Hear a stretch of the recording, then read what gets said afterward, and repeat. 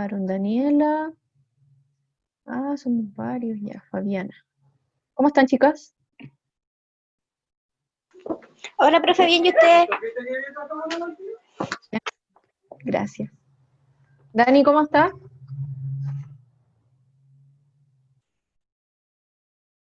Hola, profe. Hola.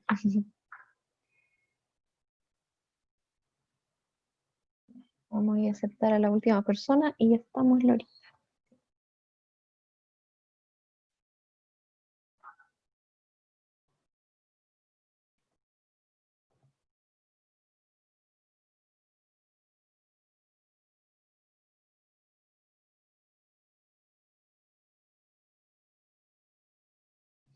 Ya, la semana pasada ustedes estuvieron conversando con el profe Gonzalo sobre la cuestión social, ¿cierto? Que hicieron esta definición más bien conceptual de lo que era la cuestión social. Igual ustedes algo ya habían visto el año pasado y en segundo también, ¿ya? Que el tema de la cuestión social y sus problemáticas asociadas las podemos ver atravesadas a principios, por lo menos, por lo menos hasta la década del 20 en nuestro país, ¿ya?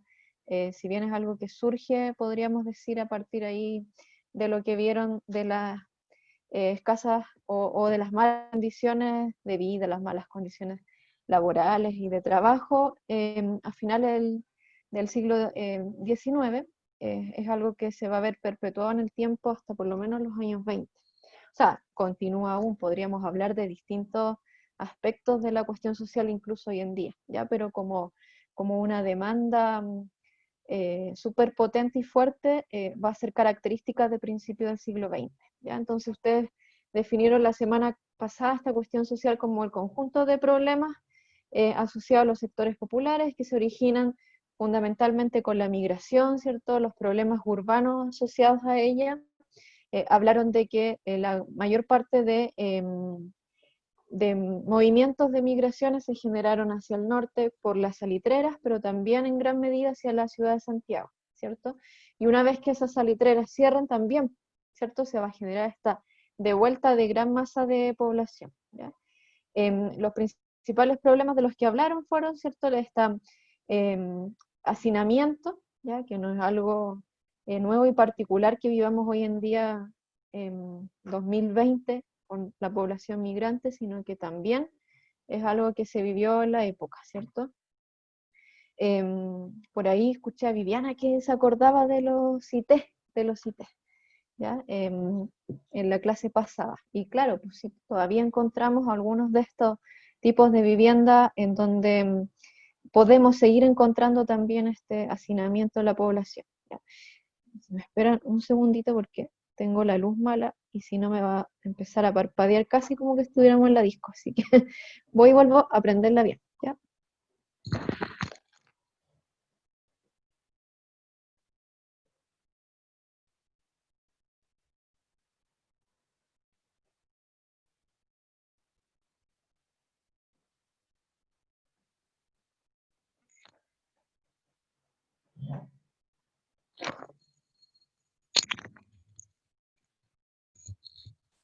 Ya, ahora sí.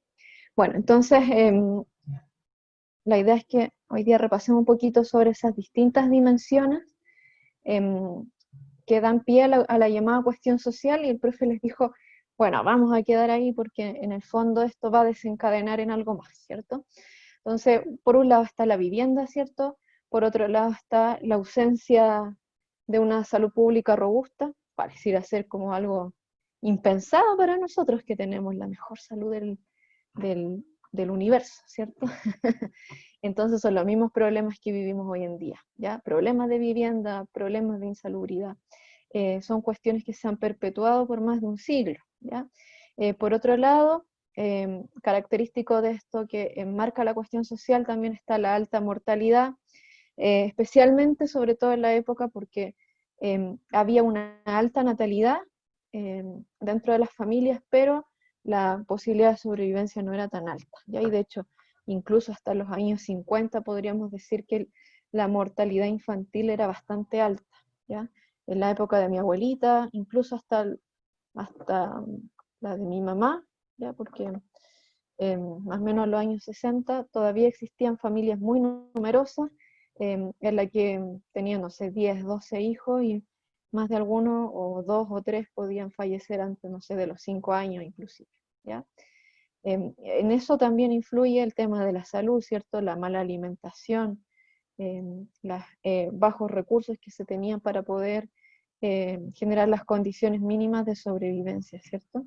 Por otro lado está el alcoholismo.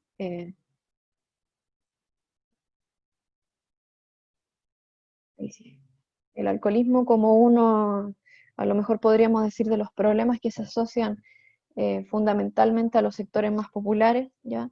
Este obrero que es sobreexplotado, que trabaja de sol a sol, fundamentalmente está muy propenso también a caer en, podríamos decir, en estos ciertos vicios, ¿ya?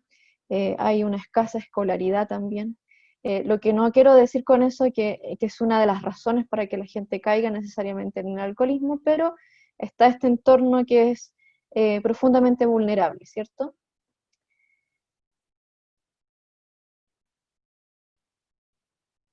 Y por otro lado, tenemos ahí a las pésimas condiciones laborales, ¿ya? Por un lado están los bajos salarios, em, se genera una gran inflación también en la época, finales del siglo XIX, principios del XX. En el caso de los obreros de las salitreras también se da una segunda dinámica, ¿ya? Que es que estos empresarios ingleses que se van a adueñar de estas salitreras van a generar también una especie de comercio interno, ¿cierto? El año pasado, cuando vimos esta teleserie, aparecía ahí el ejemplo de las pulperías, ¿cierto? Entonces a la gente se les pagaba, además no se les pagaba en dinero, se les pagaba en ficha, para que pudieran consumir dentro de esta pulpería que pertenecía a estos mismos empresarios, ¿ya? Entonces en el fondo eh, todo daba vuelta, el dinero daba vuelta ahí mismo adentro, ¿cierto? Entonces la gente, entre comillas, vivía prácticamente, podríamos decir, era una pseudo esclavitud, porque necesitaba comprar ahí mismo, en la misma pulpería, porque esa ficha no servía en otra salitrera, por ejemplo.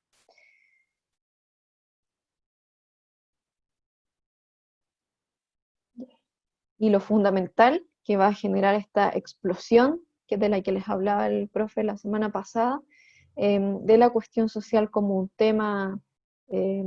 como un tema público, pudiéramos decir, es la ausencia de derechos laborales, ¿ya? Y eso va a generar que surjan distintos tipos de organizaciones para, en el fondo, reclamar estos derechos básicos, ¿ya? Que van a ser cuestiones que a lo mejor a nosotros nos parecen muy naturales, ¿ya? Pero que en la época necesitaron, podríamos decir, la lucha, o podríamos decir también el sacrificio de varios de estos obreros y de estos trabajadores, ¿cierto? Está por otro lado el mantenimiento en el campo de este sistema de inquilinaje y del peonaje, que lo vamos a ver incluso atravesado hasta, podríamos decir, esta relación piramidal entre el dueño del fondo y el peón, hasta los años 60, cuando se va a instaurar la reforma agraria, ¿ya? Pero aquí va a ser aún más fuerte todavía, ¿ya? Porque a finales del XIX, principio del siglo XX, las jornadas laborales eran muy extensas, ¿ya? De hecho, de repente cuando conversamos los fines de semana en mi casa, bueno, yo les había comentado antes, ¿cierto? Que yo vengo del campo, ¿ya? Entonces, mi abuelo todavía trabaja en un fondo, ¿ya? De los pocos fondos que van quedando, a lo mejor de esta etapa previa a la reforma agraria, ¿ya? Cuando fue la reforma, estos grandes latifundios se dividieron, ¿ya? Estaba lo que se llamaba el asentamiento, y luego se dividieron en las llamadas parcelas, ¿ya? Pero parte de la reforma agraria planteaba de que se quedara, por ejemplo, no sé, pues si un difundista tenía 10.000 hectáreas, se repartían, no sé, 15.000, y 5.000 quedaban para ese latifundista, para que mantuviera igual cierta cantidad de tierra, ¿ya? Entonces mi familia vive muy cerca de uno de estos fundos, y mi abuelo todavía trabaja en uno de ellos, ¿ya? Y de repente en estas conversaciones de fin de semana, de sobremesa, el día domingo, él se acuerda de que cuando él era niño, se trabajaba de sol a sol, no existía el horario laboral que conocemos hoy en día, que son las 8 horas. Bueno, ahora cada vez se van extendiendo más, la verdad, porque estamos en esta situación distinta por el coronavirus, pero en la época, ya a finales del 19, principios del 20, la gente salía a trabajar cuando salía el sol y se volvía cuando se escondía. Uno podría decir, bueno, no es tanto, ya no es tanto en el invierno, pero en el verano, que los días son largos, era profunda la explotación en ese sentido. Ya eso significaba a lo mejor salir a las 6 de la mañana y volver a las 9 de la noche. ¿Ya? Producto, dice ahí también, de esta constatación de los problemas que viven los trabajadores, ¿ya? Va a generarse esta explosión, podríamos decir, que van a hacer esta organización obrera, ¿ya? Y la idea de esta lucha popular por generar mejores condiciones, sobre todo dentro del ámbito laboral también, ¿ya? Entonces van a surgir las llamadas mutuales o las sociedades de socorros mutuos, ¿cierto? Las llamadas sociedades de resistencia, las cooperativas también, ¿ya? Y finalmente las mancomunales y la Federación Obrera de Chile, de la cual uno de los principales líderes va a ser Luis Emilio Recabarren, ¿ya? Entonces, la organización obrera en sí va a tener gran representación, sobre todo en la zona norte, ¿ya? En la zona más orientada hacia el salitre, y no tanto en los campos, en la zona centro-sur y en los latifundios. La organización obrera no va a ser tan masiva. Sí lo va a hacer en el norte, y sí lo va a hacer en las grandes, podríamos decir, las grandes provincias o las grandes ciudades, ¿ya? Vamos a avanzar para no detenernos, ¿ya?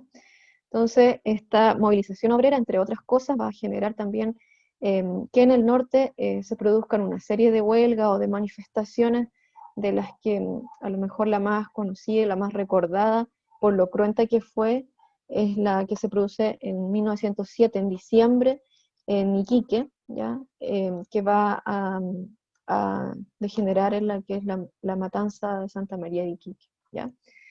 Por otro lado, también surgen distintas organizaciones políticas dentro del ámbito más bien anarquista, podríamos decir. Se va a generar también el surgimiento del Partido Obrero Socialista, del Partido Democrático. Entonces, dentro de, podríamos decir, dentro de los trabajadores o dentro del sector obrero, en el fondo se va a generar a finales del 19, principios del 20, como podríamos decir, escenario propicio a partir de la cuestión social, para que se generen tanto como nuevos partidos como organización en el fondo, ¿ya?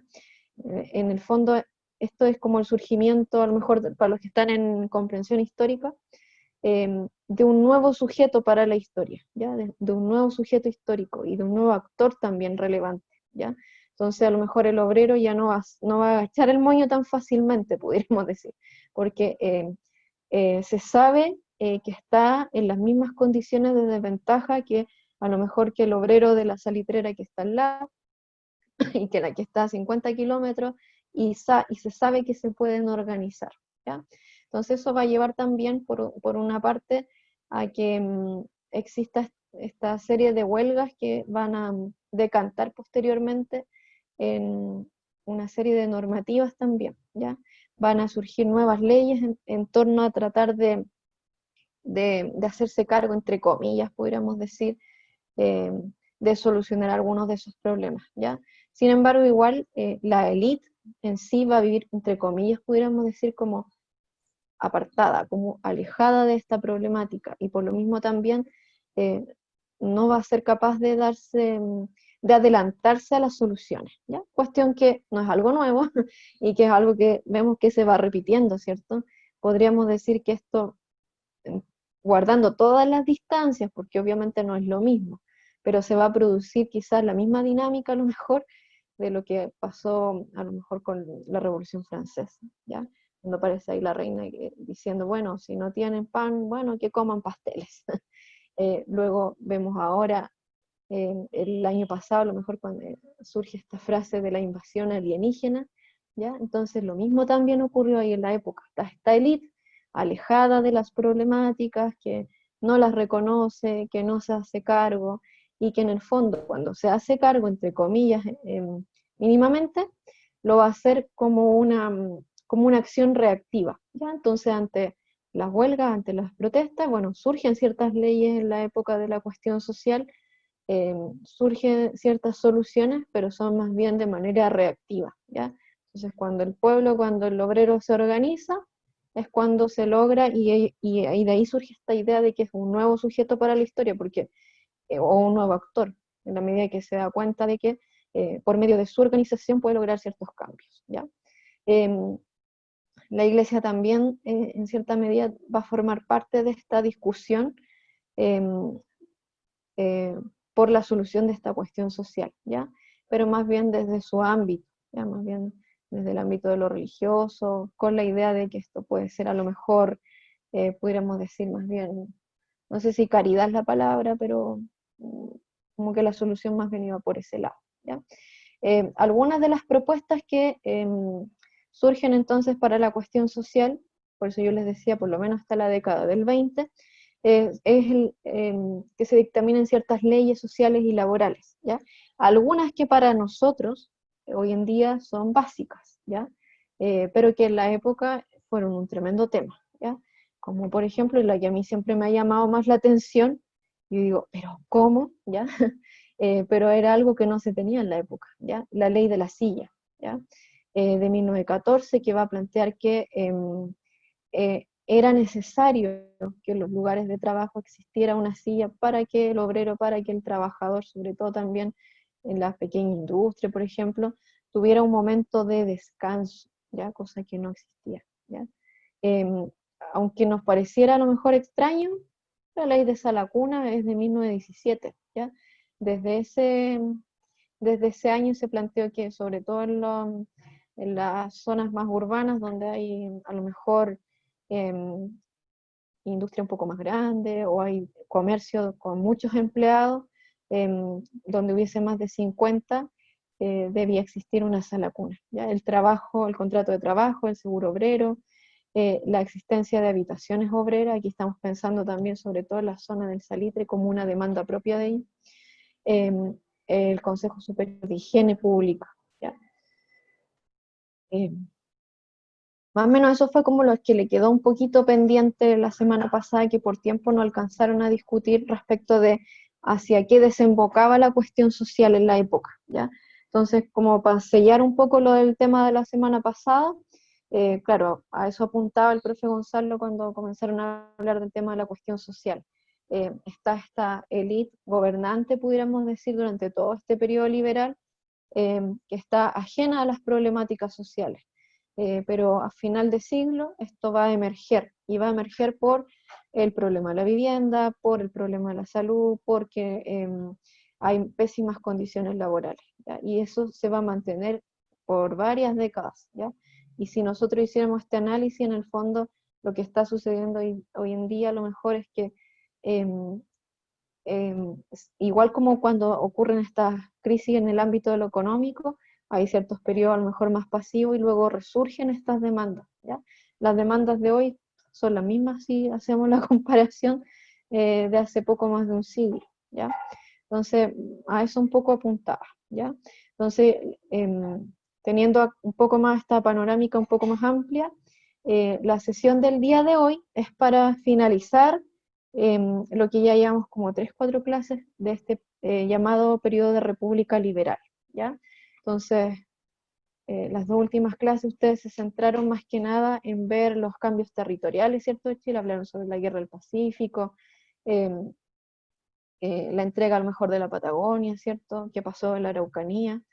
Eh, y la sesión del día de hoy es para centrarnos solamente en el último presidente de la época liberal, que correspondería a Balmaceda, ¿cierto? Entonces vamos a hablar sobre Balmaceda, cómo va a desencadenar esto en una guerra civil y cómo se instaura posterior a esto el periodo parlamentario, ¿ya? ¿Hasta acá alguien tiene dudas? ¿Algo como que me quieran preguntar con respecto a la cuestión social o algo que no les haya quedado como claro respecto de?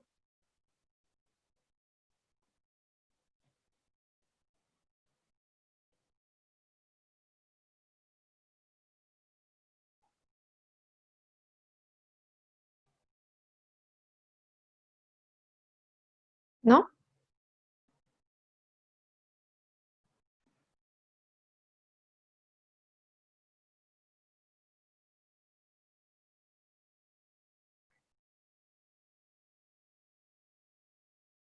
Ya.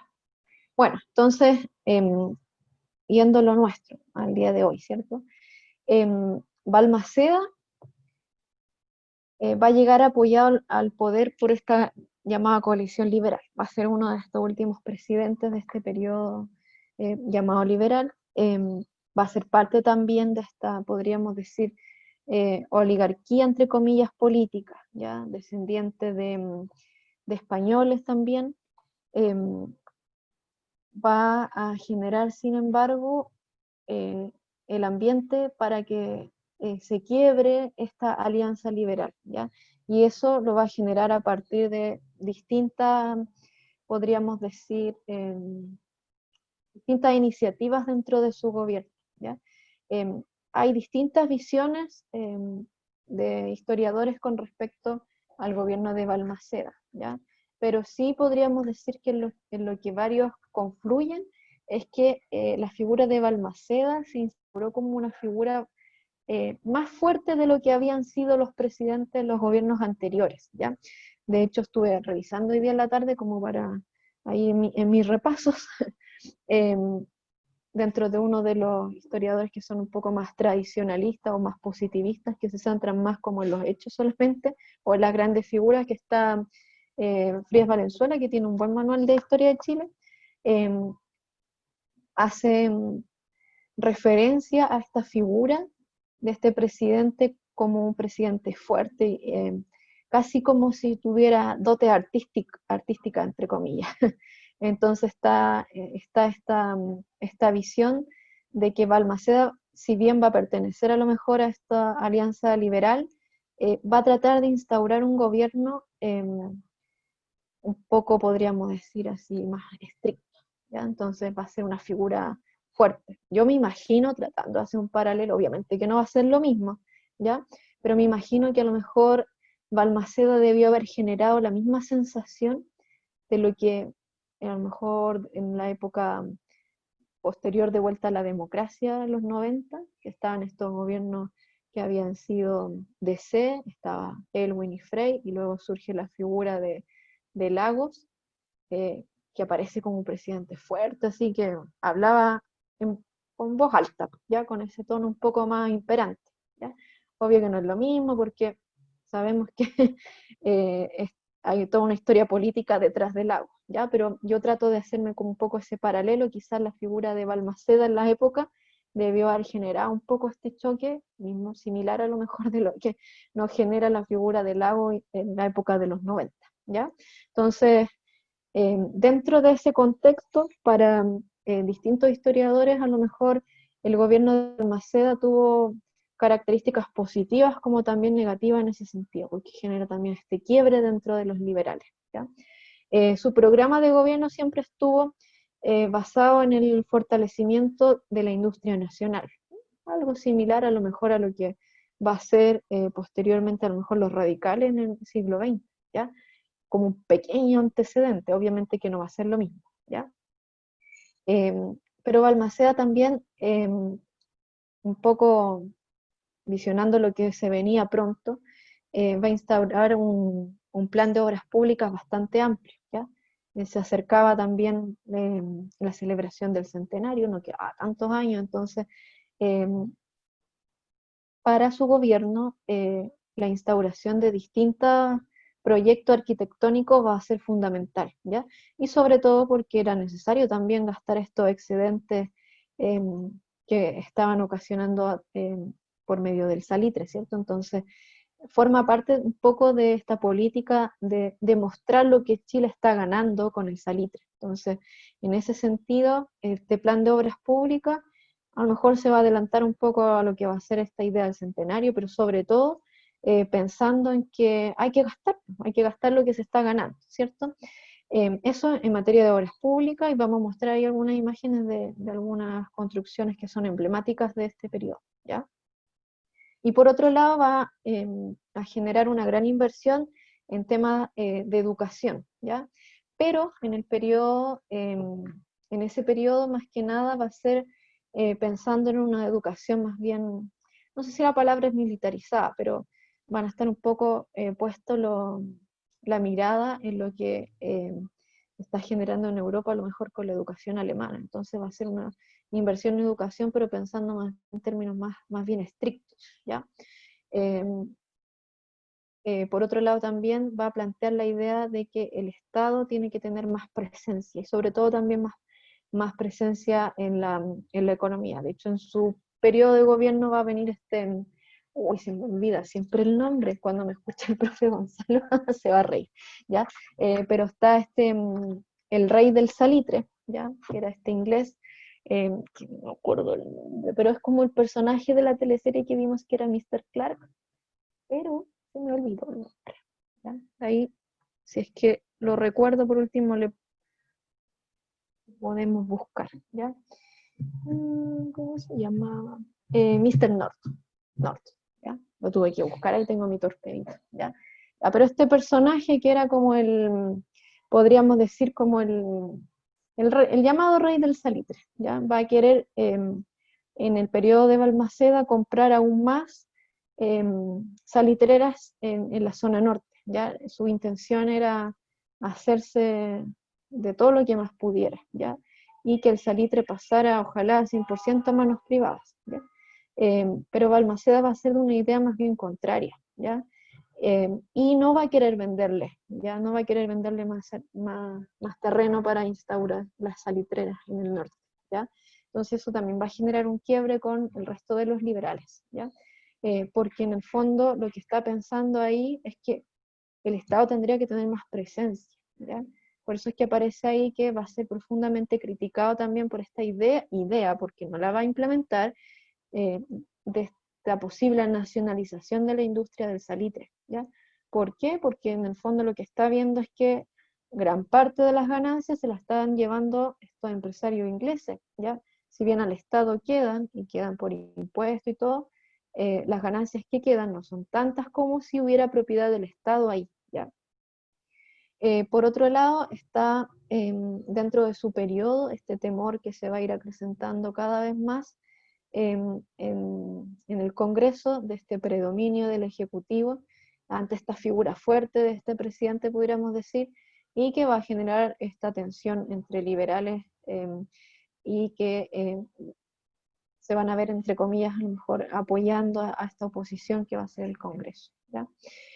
Algunas de las obras públicas como más emblemáticas, podríamos decir, de la época de Balmaceda, no sé si alguien ha tenido la oportunidad de viajar al sur, en la Araucanía, está el viaducto de Mayeco, ¿ya? Que es una construcción súper imponente, ¿ya? Que uno cuando va por la carretera igual alcanza algo a verla, ¿ya? Hay posibilidades, de hecho uno se puede bajar un poco antes y de caminar incluso, ya por ahí, pero en la época fue construido con esta intención de acercar un poco más la conectividad, ¿ya? De hecho, cuando se licitó, algunas de las propuestas que llegaron fueron incluso de Eiffel, ¿ya? De la Torre Eiffel, para la construcción del viaducto del Mayeco, ¿ya? Y otra de las construcciones relevantes, aunque acá este edificio propiamente tal ya no está, ¿ya? Sí, sí, sí, puede que quede una parte ahí, ¿ya? Está ubicado ahí en Camin con la Alameda, ya creo que esto podría ser parte de lo que hoy es el Liceo Aplicación, ¿ya?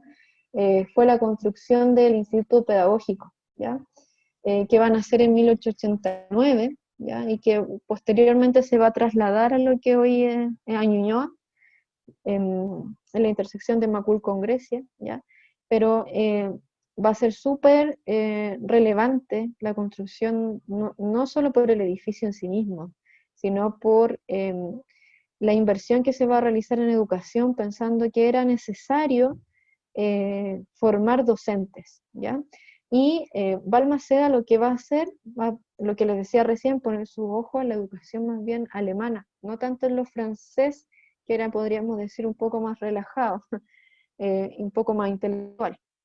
Se va a fijar más en la educación de tipo alemana y va a traer a varios profesores de allá, ¿ya? Entre ellos, bueno, uno de ellos que es bien conocido, que es el doctor Joho, va a traer a Schneider, a varios de apellidos típicos alemanes, ¿cierto? Con la idea de instaurarse en este instituto pedagógico y de formar a docentes, ¿ya? En esta línea que fuera una educación estricta, pudiéramos decir, ¿ya? Luego este instituto pedagógico va a tener como gran trascendencia en el tiempo, ¿ya?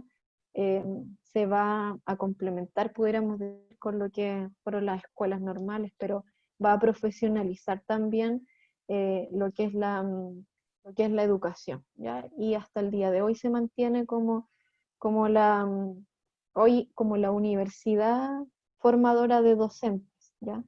La universidad que está ubicada en Moculco, Grecia, solamente tiene, o en su 99,9% tiene carreras relacionadas a la educación, ya solamente formadora de docentes. Creo que tiene kinesiología o algo relacionado con educación física, y que es una carrera distinta, pero lo demás son pedagogías, solo pedagogías. Entonces, en ese sentido, en el periodo de Balmaceda también se pone ese énfasis, ¿ya? En la importancia que tiene que tener la educación y, y la masificación de ella, ¿ya?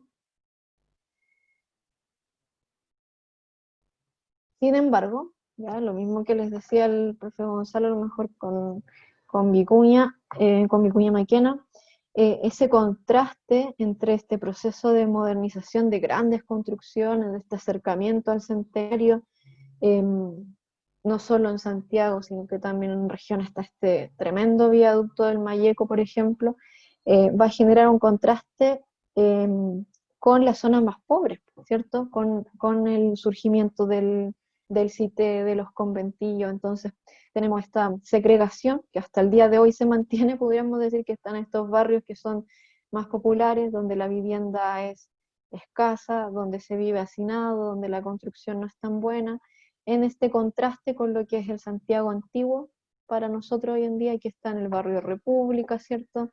En el sector de los héroes, de estas grandes construcciones, sobre todo de estos empresarios asociados también al salitre, que van a tratar de mostrar la mayor opulencia posible, ¿cierto? En ese contexto se origina lo que vamos a conocer como la llamada Guerra Civil de 1891. Ya está este presidente de carácter fuerte, pudiéramos decir, que forma parte de esta alianza de los liberales, pero que tiene también ciertos planteamientos distintos de lo que había sido hasta ahora. Cree que el Estado debería participar un poco más de la economía, no quiere venderle a este rey del salitre más terrenos para instaurar las salitreras.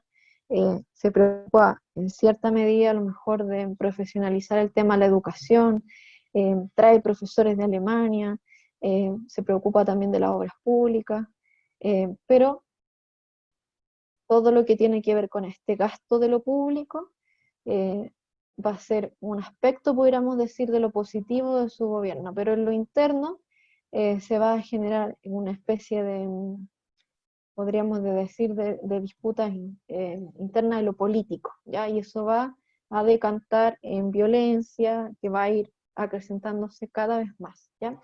Entonces, frente a este llamado proceso de guerra civil, existen distintas interpretaciones, ¿ya? Para algunos se le considera como una revolución, para otros historiadores es visto también como una crisis política dentro de la instauración de este modelo liberal. Es una lucha para algunos, dice, contra el imperialismo, puede generar también esta idea de contrarrevolución. Entonces hay distintas visiones de cómo se puede entender el origen de este conflicto político-económico, ¿ya? Que se va a generar en la época, ¿ya? ¿Cómo lo podemos caracterizar de manera concreta, ¿ya? Dentro de lo institucional o dentro de la forma de gobierno, pudiéramos decir, se va a originar esta guerra civil a partir de un conflicto que va a existir entre el Congreso y el Ejecutivo, ¿ya? ese conflicto, más bien podríamos decir entre comillas, de intereses, es entre qué poder del Estado tiene mayor preponderancia. ¿Ya? Está esta figura fuerte de este presidente, y el Congreso dice, bueno, cada vez se está empoderando más, pero resulta que los tres poderes debemos tener más o menos la misma presencia, entonces el Congreso también quiere ser partícipe. Está este conflicto institucional, ¿ya? Y por otro lado está este conflicto entre Balmaceda y el capital británico, entendiéndolo como el capital sobre el salitre, ¿cierto? Entonces, durante el gobierno de Balmaceda, el fisco tenemos ahí cuenta con abundantes recursos, ¿ya? Y por eso podemos decir que está este aspecto positivo de su gobierno, ¿ya? Se pueden llevar a cabo una serie de obras públicas, porque hay ganancias, ¿cierto?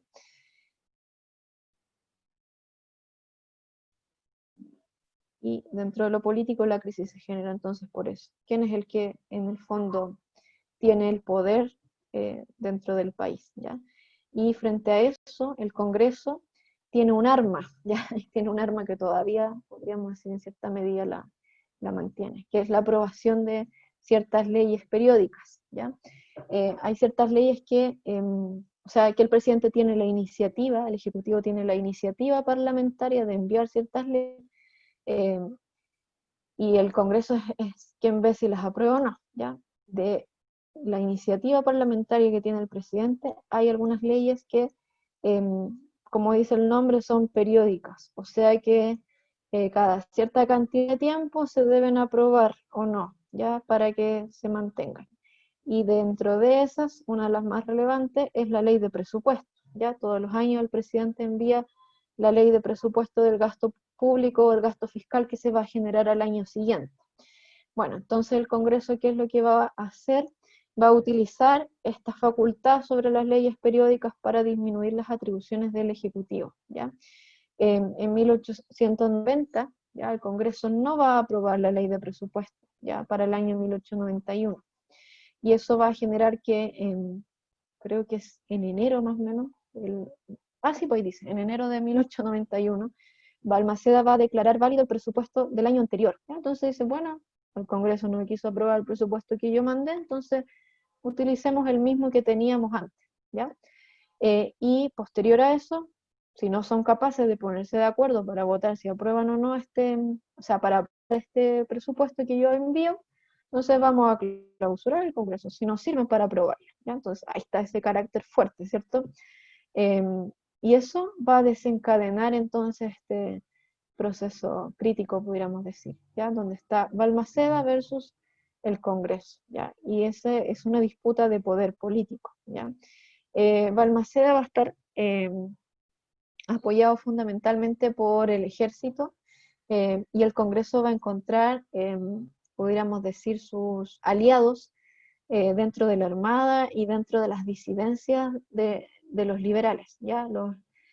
Podríamos decir que la coalición de los liberales se va a, no a radicalizar, se va a dividir cada vez más. De hecho, hay más o menos unas 5 o 6 facciones. Ya están los liberales más cercanos al gobierno, van a estar aquellos que van a ser los llamados liberales sueltos, que entre ellos va a estar Barros Arana, Amunátegui, los pertenecientes a la familia Mata, ¿ya? Apellidos bastante conocidos, con nombre de calles hoy en día, ¿cierto? Van a estar también los radicales, aquellos que se dicen más bien nacionales, entre ellos va a estar Agustín Edwards, y también van a estar dentro de esta facción que va a apoyar también al Congreso, van a estar algunos considerados un poco más, dentro del liberalismo, un poco más conservadores, ¿ya? Entonces, en enero y agosto, ¿ya? Van a ser 8 meses más o menos en promedio, va a haber una serie de enfrentamientos, ¿ya? Y que fundamentalmente se va a centrar obviamente en la zona norte, ¿ya? ¿Y esto por qué? Bueno, porque en el fondo podríamos decir el interés político también iba de la mano ahí un poco de interés económico, ¿cierto? Y para poder organizarse un poco necesitaban también de cierto presupuesto. Entonces, una zona estratégica también es el norte, ¿ya? porque en el fondo es que estaba generando ahí las mayores ganancias económicas. Ya, a ver si me esperan ahí un segundito. Necesito ver algo.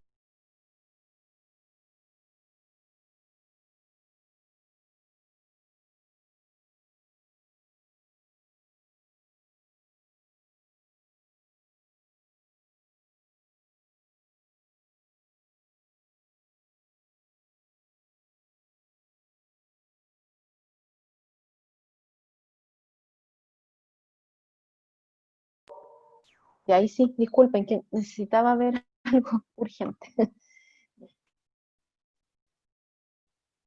Ya, entonces en Iquique el Congreso va a organizar esta especie de junta de gobierno, ya que va a estar presidida por Jorge Montt, que va a suceder después ahí, posteriormente em, cuando inicie el periodo parlamentario, ¿ya? Eh, y desde ahí en el fondo podríamos decir que esta facción, entre comillas, reaccionaria se va a trincherar y va a generar algunos otros enfrentamientos, entre los cuales los más relevantes va a ser en las batallas de Concón y de Placilla, ¿ya? Se dice que en Concón y Placilla, de manera independiente, en cada uno de ellos hubo alrededor de 7.600 bajas, ¿ya? 7.600 muertos, o sea, 15.000 muertos entre las dos batallas, o sea, es una cantidad, pero enorme, ¿ya? Si uno lo piensa, en el fondo, esta disputa por qué, por quién tenía el poder político, en el fondo lo único que va a generar, así en términos concretos hacia la población, va a ser esta devastación, pues esta violencia enorme, ¿ya? Y va a desencadenar justamente en que ya hacia agosto, Balmaceda, viendo un poco ya el fin, hacia el ocaso a lo mejor de su gobierno, va a entregar el mando al general Baquedano, y finalmente va a, bueno, podríamos decir, va a llegar el momento en el que se va a quitar la vida, ¿ya? Entonces, son 8 meses de profunda violencia dentro del contexto nacional, y que va a generar que finalmente los liberales ya no tengan la misma fuerza, a lo mejor, política que habían tenido por largos años, ¿ya?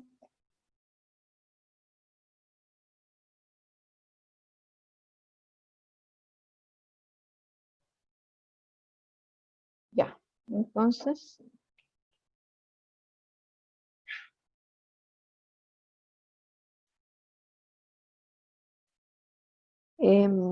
bueno, y ya hacia el final de su gobierno aparecen en los distintos medios de comunicación, incluso de la época, por ejemplo, aquí aparece esta portada del ferrocarril, dice, triunfó el ejército constitucional, ¿ya? Y ahí, en el fondo, ese titular lo que da cuenta también es que cuando se armaron, ahí estoy un poco retrocediendo un poco también, cuando se armaron esta facción opositora al gobierno de Balmaceda, uno de los, podríamos decir, de los puntos a favor que encontraron para atraer, podríamos decir, más partidarios a la oposición, eh, fue el ejemplo a lo mejor que existía desde Inglaterra, ¿ya? Entonces, como habían también hartos empresarios ingleses en la zona norte, eh, con esta mirada de que esta, entre comillas, podríamos decir,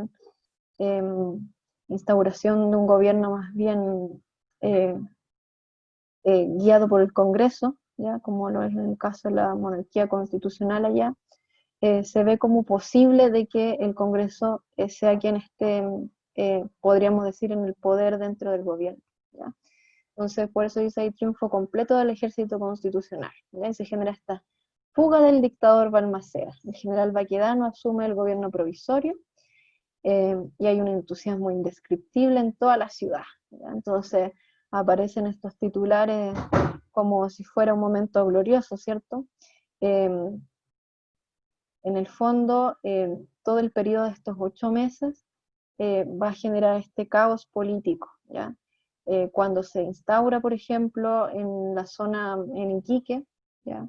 Esta junta opositora, Balmaceda va a generar también esta, o va a propiciar esta posibilidad de que haya más opositores todavía a su gobierno, porque se va a transformar en una especie de gobierno en esos últimos meses mucho más autoritario de lo que ya había sido, ¿ya? Entonces podríamos decir y encontrar a lo mejor ciertos lugares comunes con otros periodos de la historia, ¿ya? A lo mejor muy cercanos al nuestro. Entonces, que ante esta mirada de estos opositores que han tomado gran fuerza y que se han instaurado, como podríamos decir, entre comillas, anárquicamente ahí en la zona norte, Balmaceda lo que va a ser endurecer mucho más su gobierno, ¿ya? Y eso, la ausencia de ese diálogo, ¿ya? Con estos liberales que se han separado y que han encontrado ahí en la Armada sus mayores aliados, eh, va a generar justamente el efecto contrario, ¿ya? Cuando más se reprime, cuando eh, más, eh, más autoritario se hace un gobierno, eh, mayor es la distancia que va a encontrar, ¿ya? Entonces, esa posición que va a tomar Balmaceda hacia el final de su gobierno va a desencadenar que finalmente acabe, ¿ya? ¿Cierto? Y que finalmente se quite la vida hacia el 19 de septiembre de 1891. Entonces, 9 meses más o menos va a resistir, ¿ya? Pero no va a durar más. Hasta agosto había durado su gobierno, ¿ya? Luego va a pedir asilo a los argentinos para el último mes de su vida, pudiéramos decir, ¿ya? Entonces, luego de esos titulares a lo mejor que aparecieron ahí entre agosto y septiembre de este triunfo de los congresistas, se va a instaurar lo que vamos a conocer como el llamado periodo parlamentario, ¿ya? Que va a ir de 1891 a 1925. Bueno, aquí coloqué esta infografía que es más bien una caricatura, pero bueno, después igual hay algunas imágenes ahí más adelante de los presidentes, ¿ya? Desde Jorge Montt, que va a ser este abanderado militar, ¿ya? Hasta Arturo Alessandri, ¿ya? Podemos decir como característica fundamental igual dentro de este periodo que hay una cierta constante en los cambios de gobierno, ya que no se genera, a lo mejor podríamos decir, un periodo dictatorial propiamente tal, sino que hay este traspaso del poder, ¿ya? Ay, me olvidé de mostrar esta. Bueno, tenía este esquema, ¿ya? Que es como para cerrar un poco o sintetizar un poco lo que es el conflicto de 1891, entendiendo que es producido entre el Poder Legislativo y el Ejecutivo, ¿ya? Dentro del bando, podríamos decir, del Poder Legislativo que está ahí luchando por el poder, está el Senado, la Cámara de Diputados y la Marina, y dentro del Poder Ejecutivo el presidente y el Ejército, ¿ya? Dentro de sus antecedentes está el desarrollo de tendencias presidencialistas y parlamentaristas, ahí como opositores, ¿ya?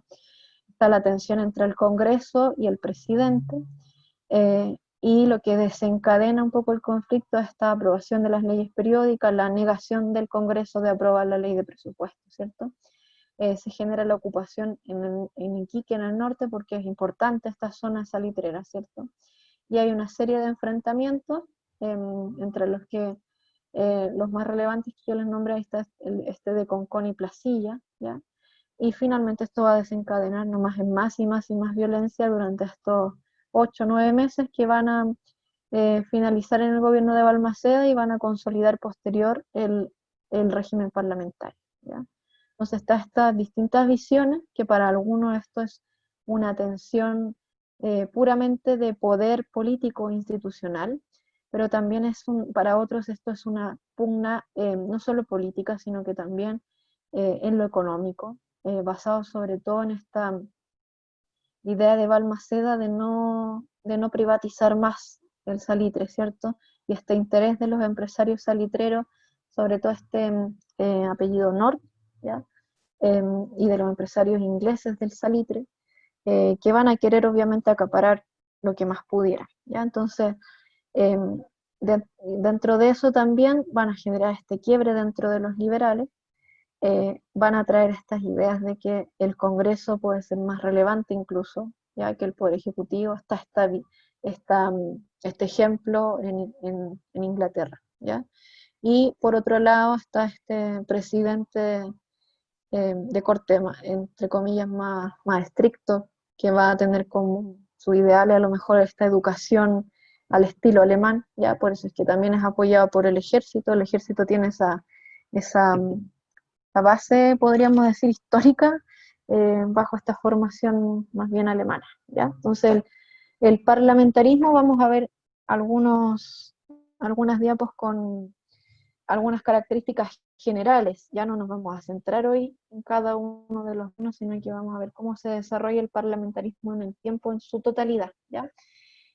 Se va a configurar también como un régimen oligárquico, no significa eh, que vayan a llegar al gobierno eh, clases sociales distintas, pudiéramos decir, ¿ya? Se va a mantener esta oligarquía en lo político, aunque a lo mejor dentro del ámbito de la política van a comenzar a participar más estos grandes empresarios, ¿ya? Pero de todas maneras se va a seguir manteniendo esta élite, ya hasta el día de hoy, ¿cierto? Se conforma un marco propio para la negociación dentro de la misma oligarquía, ya se consolida la fusión entre esta vieja aristocracia, estos grupos plutócratas, que en el fondo tienen este poder económico, ¿ya? Pero de todas maneras, aunque comiencen a ser parte de la política estos grupos empresariales, pudiéramos decir, el apellido siempre va a seguir pesando dentro de la política, ¿ya? Por otro lado, características fundamentales es que en este periodo se produce un predominio del Congreso por sobre el Ejecutivo, ¿ya? Que se va a ver materializado por el uso, por ejemplo, de las leyes periódicas, ¿ya? Va a aparecer un recurso que hasta el día de hoy, ¿ya? Sobre todo a partir del 18 de octubre, ha sido bien bullado, que es el recurso de la interpelación, ¿ya? La interpelación parlamentaria que hace que ciertas autoridades de gobierno del Ejecutivo deban ir a rendir, entre comillas, pudiéramos decir, cuentas al Congreso, ¿cierto? Entonces, durante todo este periodo, ¿ya? Eh, cuando está esta, entre comillas, a lo mejor amenaza de que el Ejecutivo tenga más poder, cuando hay a lo mejor una política distinta de lo que quiere el Congreso, se va a acudir constantemente a la interpelación parlamentaria y eso va a generar una alta rotativa en los ministerios, ¿ya? Durante este periodo. Está por otro lado el voto de censura, que va a obligar a renunciar a los ministros, ¿ya? Sobre todo cuando son a lo mejor de una posición distinta a la que va a tener el Congreso. Y otra de las prácticas que va a utilizar el Congreso es la llamada obstrucción, ¿ya? Que es que no hay clausura del debate dentro del Congreso, ¿ya? Y no se le puede obligar a clausurar o a acelerar una discusión, ¿ya? Ellos tienen, entre comillas, sus propios tiempos de discusión. Bueno, lo que les decía recién, el tema de la interpelación parlamentaria va a redundar en la llamada rotativa ministerial, ¿ya? Los gobiernos que van a caracterizar el periodo de este periodo, o sea, los gobiernos que van a caracterizar este periodo eh, van a tener ministros que no van a durar mucho tiempo, van a estar rotando constantemente, ¿ya? El cohecho, ¿ya? La ineficacia a lo mejor del poder ejecutivo o gubernativa, ¿ya? La consolidación de una oligarquía o de esta élite parlamentaria, ¿ya? La esterilidad parlamentaria en materias sociales, como no está esta clausura del debate, ¿ya? Y que tienen sus propios tiempos en la discusión a lo mejor de una ley, pueden llegar a discusiones eternas y nunca a lo mejor aprobar algo, ¿ya? Entonces va a estar este periodo llamado esterilidad, ¿ya? Algunos de los partidos políticos que participan dentro de este periodo llamado parlamentarismo, ¿ya? Conservadores, liberal democráticos, nacional demócratas, radicales, liberales, ¿ya? En su mayoría está esta visión de que a pesar de que se ve ahí como, no sé si un espectro tan amplio dentro de partidos políticos, pero sí que hay varias representaciones, ¿cierto? Aún así, es un periodo donde como el Congreso en el fondo es lo que va a primar, no está esta visión tan rigurosa de la doctrina de cada uno de los partidos, ¿ya? Se va a actuar más sobre la práctica, ¿ya? Se va a actuar en términos políticos más bien reactivos a lo que el Congreso vaya determinando, ¿ya?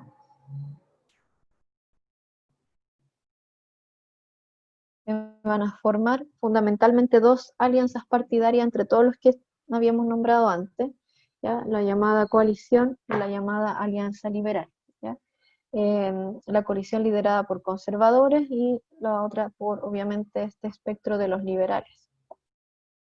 ¿Cómo reaccionan los partidos tradicionales a la problemática social que se va a generar en la época? No nos olvidemos que dentro de esta llamada guerra civil y la instauración del periodo parlamentario, parecía que corría como aparte, ¿ya? Porque estábamos hablando solo de lo político, pero no, eso no significa que la llamada cuestión social no haya sido algo que durante este periodo, durante esos 9 meses de crisis política, igual se siga manteniendo, ¿ya? Estaba ahí igual presente. Lo que pasa es que ahí estamos, solamente la discusión en términos políticos, ¿ya? En general, dentro de este periodo no va a haber una preocupación profunda por la cuestión social, ¿ya? Lo que yo les decía al inicio de la clase, ¿ya? Las distintas leyes o legislaciones que se aprueben en la época, ya vimos que habían algunas hasta de la época de los años 20, van a surgir de manera reactiva, ¿ya? De manera reactiva la movilización, de manera reactiva la organización de trabajadores o de obreros, ¿ya? Solo algunas, podríamos decir, partes de los conservadores y radicales van a abordar un poco este problema, ¿ya? Algunas de las virtudes del periodo parlamentario, ¿ya? Va a haber esta suerte de equilibrio cívico-militar, ¿ya? Cosa que no había garantizado a lo mejor el periodo liberal, que va a terminar en este caos. Eh, por otro lado, está esta continuidad y estabilidad del régimen legal, o sea que hay cada cierta cantidad de años está esta sucesión de presidentes, en el fondo hay una cierta organización, se garantiza un poco el Estado de Derecho, ¿cierto? Se respetan las libertades públicas, ¿ya? Hay una legislación que se cumple, hay una constitución y hay leyes, ¿cierto?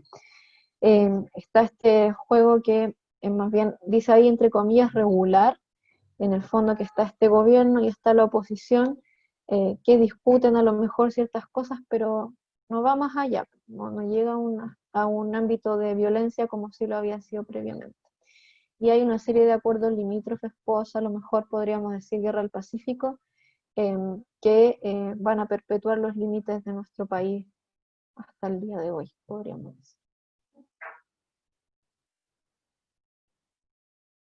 Lo que les decía, cuando les mostré ahí esa infografía de caricatura, bueno, acá aparecen algunas imágenes un poco más realistas, algunas, algunas fotografías también, de los presidentes que conforman este llamado periodo parlamentario, donde sus figuras obviamente van a ser más bien secundarias frente al poder que va a tener el Congreso obviamente en la época, ¿ya? Y para ir finalizando, porque ya estamos como un poco en la hora, dentro de este periodo también va a haber una serie de transformaciones dentro del punto de vista más bien de lo cultural, ¿ya? Entonces, ustedes ya habían hablado en las clases antes con el profe Gonzalo sobre las transformaciones en la vida urbana, ¿cierto? El surgimiento a partir de esta migración del campo-ciudad, de ciertos CITES conventillos, ¿cierto? Ya está esta esperanza de mejorar la calidad de vida, un poco para ir repasando respecto de eso, para que no se nos olvide que estas problemáticas, a pesar de estos cambios en la política, se van a mantener, ¿cierto?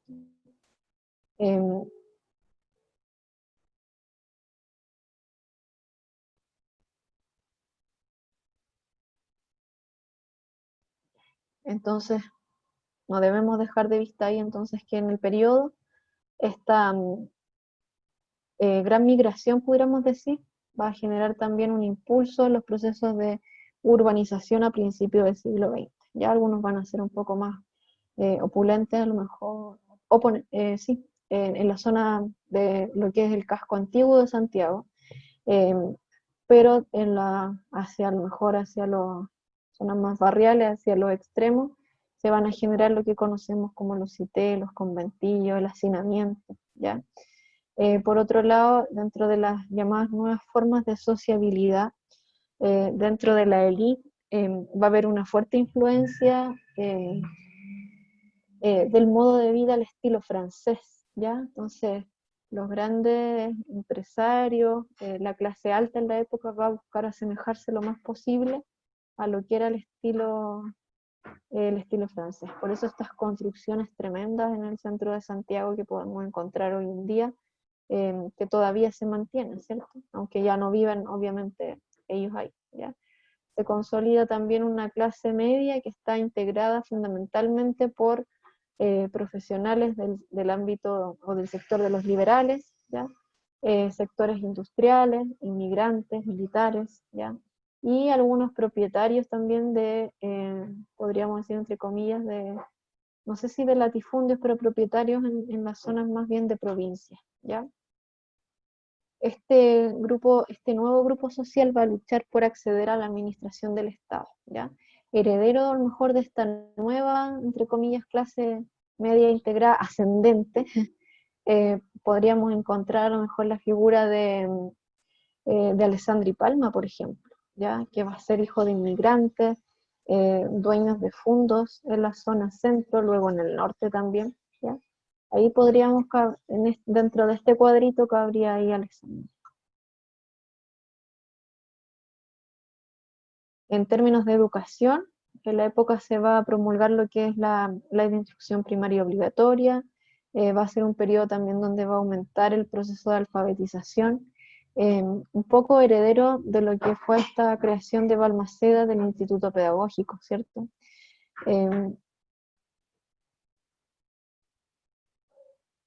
Y hay dos personajes ahí, con eso vamos a terminar, relevantes dentro del ámbito, a lo mejor pudiéramos decir, de la educación, que surge este nuevo sujeto también para la historia, que es la aparición de la mujer en contextos de la vida pública, ¿ya?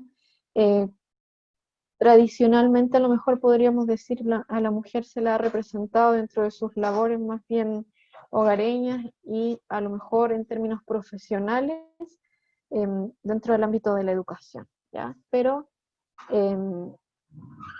en esta década, dice ahí la ley de 1877 permite el acceso de la mujer a la universidad, y una de las primeras mujeres que tiene acceso a ella es Eloísa Díaz, ¿ya?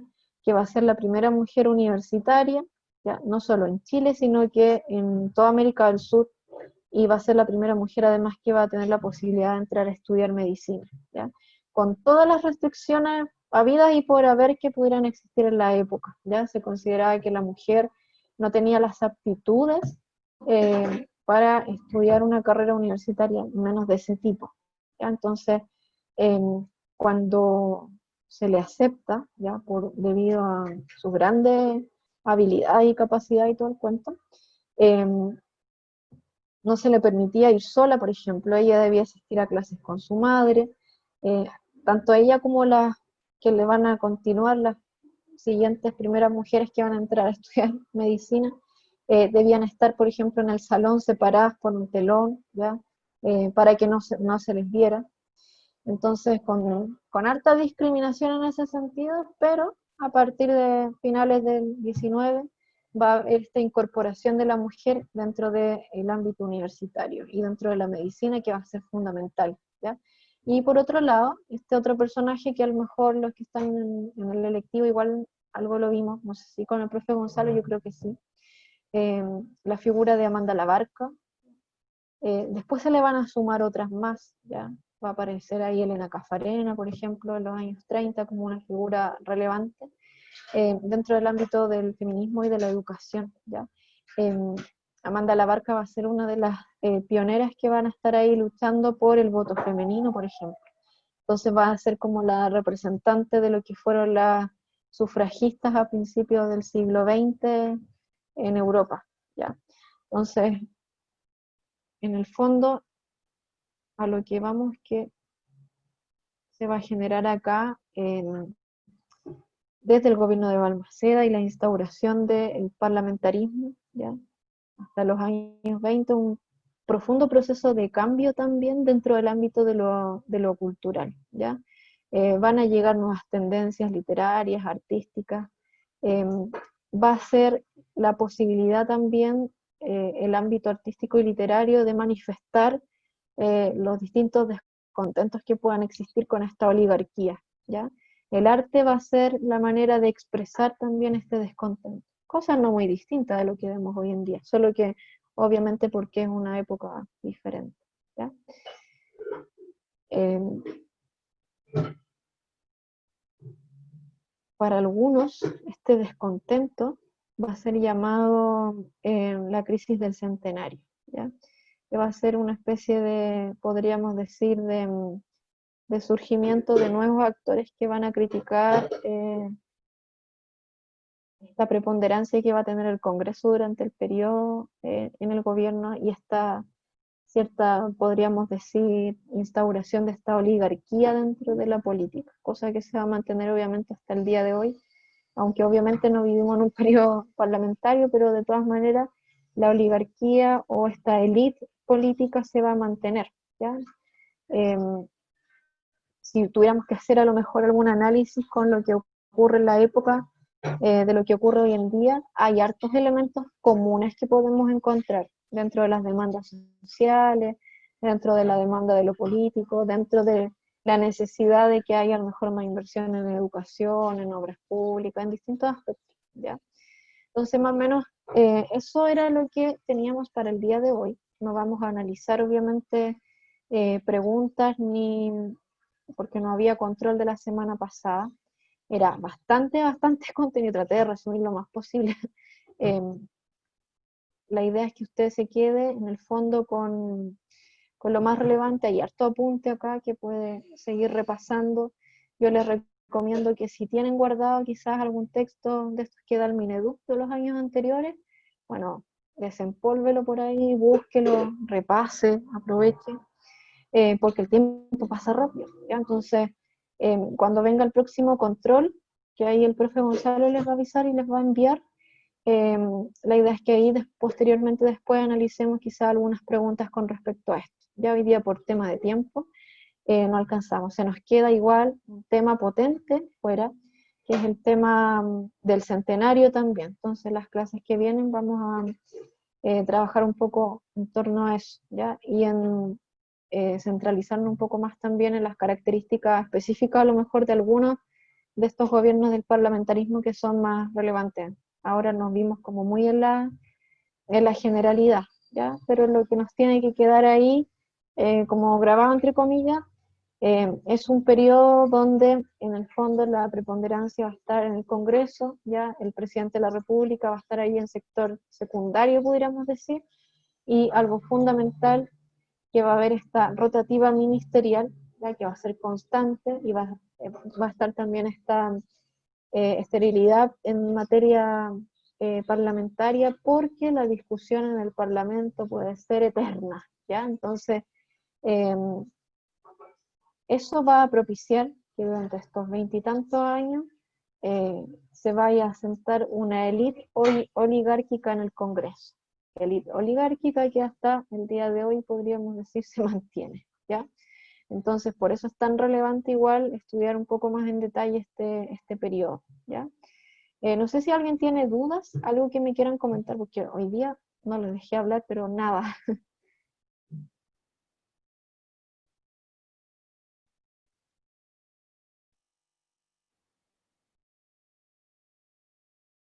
Fabiana, Viviana,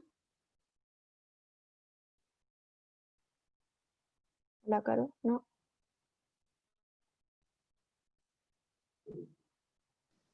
No, profe, yo no tengo voz. perfecto. Estamos un poquito pasados la hora, así que vamos a quedar hasta acá. Ya de hecho hay algunos que se nos fueron, huyeron, se aburrieron de todo lo que hablé. La otra semana vamos a ver si ahí podemos ver algunos ejercicios para sopesar un poco más, que era necesario igual ver todo lo que vimos el día de hoy. Así que Eso, jóvenes, cuídense harto, chiquillas, ¿ya? Descansen lo que puedan, ya váyanse a tomar oncecita, y espero verlas la próxima semana, ¿ya? Ay, a Fabiana y a la Caro, felicitarlas, vi su video, me encantó, ¿ya? Me dijo Fabiana que era un trabajo que habían hecho, pero de todas maneras, aunque hayan tenido ahí una nota de por medio, eh, se ve todo el cariño que le pusieron a su video, ¿ya? Y todo el compromiso, así que felicidades, felicitaciones. Gracias, profe. Ya, que estén muy bien. Cuídese mucho Viviana, Fabiana y la Caro, ¿ya? Nos vemos. Cuídate, profe, nos vemos. Profe, cuídese. Chao, chao.